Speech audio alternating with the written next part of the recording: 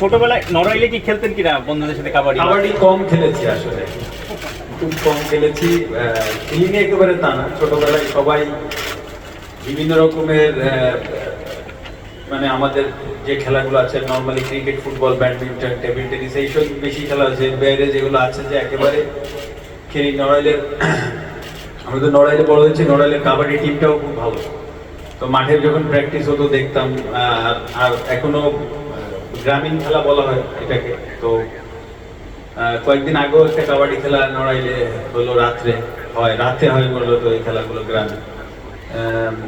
তো ওখানে যাওয়া হয়, দেখি, এটাই। কোনটা ভালো লাগে?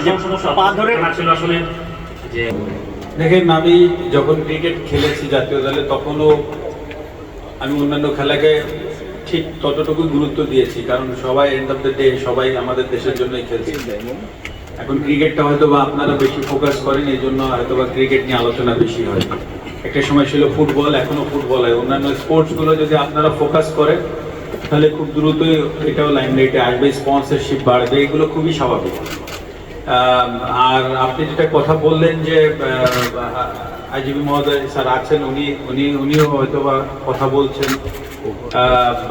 আপনারা জানেন যে এই কাজটা এত মানে দ্রুত করাও সম্ভব না, এটাই বাস্তবতা। যে ঢাকার ভেতরে আসলে একটা কমপ্লেক্স তৈরি করা এই মুহূর্তে ইমিডিয়েটলি হয়তো বা কিছুটা হলো কঠিন, সবাই আলোচনা করছে।